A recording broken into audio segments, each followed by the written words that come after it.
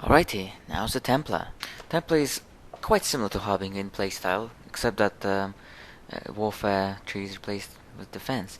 But those two are quite similar masteries anyway, so you're still gonna be going around killing fast.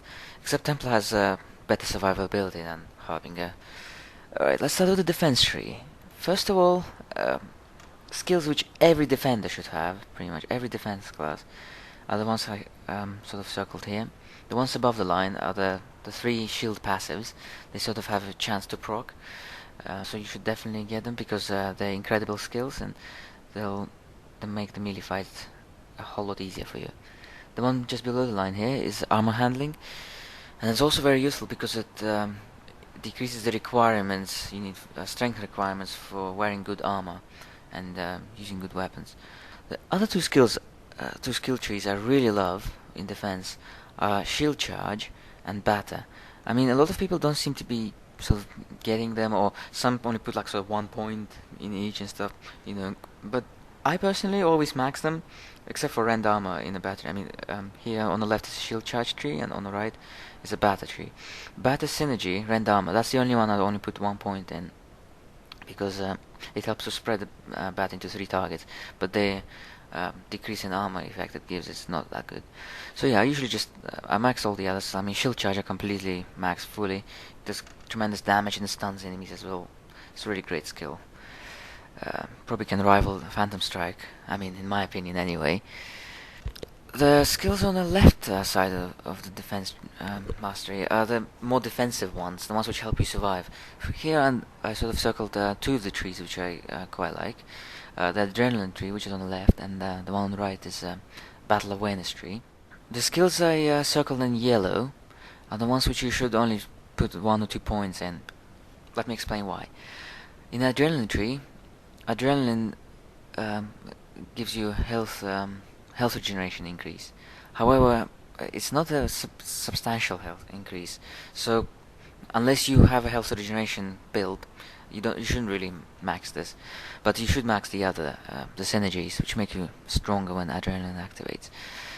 The battle awareness tree, the skill itself, it gives you defensive ability, but it gives you very small values. So I would only put 1 point in it just so you can get the higher skills.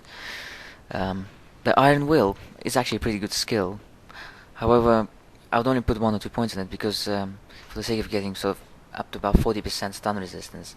But you don't need to get it to 80% because you are likely to already have it, some of that from the gear which you're carrying. I mean, as a rule of thumb, I always have at least one of my rings enchanted with Demon's Blood. Because, I mean, stun and vitality resistance are important and you should have that. Right. And in between those two, you see here is a rally tree, and I mean I'm not too keen on this tree, but it's an alright temporary buff. I mean if you have spare skill points, why not? You can get it if you want. And this leaves us with 3 other skills. The one on the bottom left here, which I circled in yellow, that's concussive blow. Say most of the time it'll probably be the least useful defense skill you have because I'd advise you to only get it if you are sure you're going to be using clubs most of the time. Other than that, it's going to be a waste of skill points. The one I circled in red, that's quick recovery, pretty useful skill.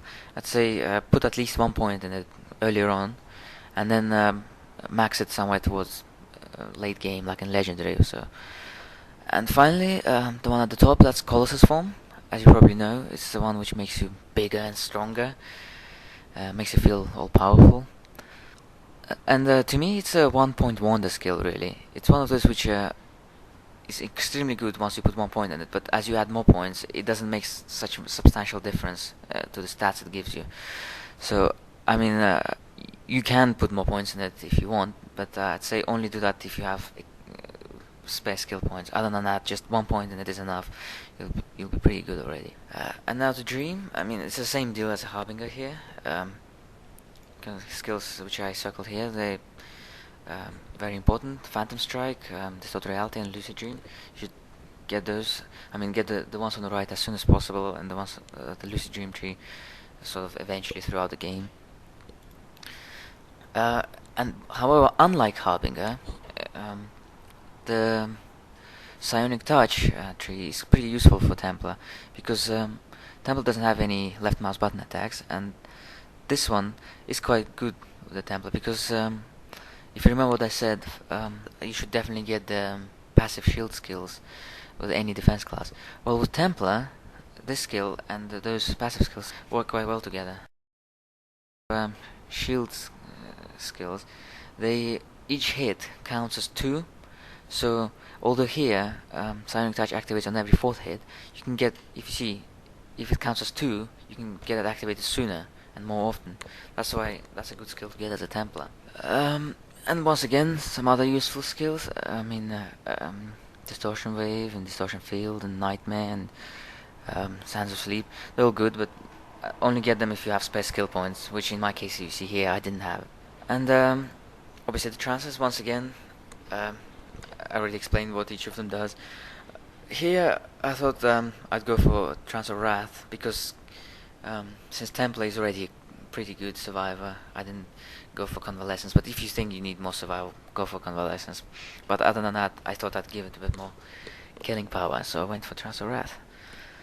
Yeah, let's show you the stats. I mean, you see here similar story to Harbinger. Most of the points go in strength and some in dexterity. I mean, if you see here, I've got about 2-to-1 ratio, maybe even 2.5-to-1 ratio, strength to dexterity.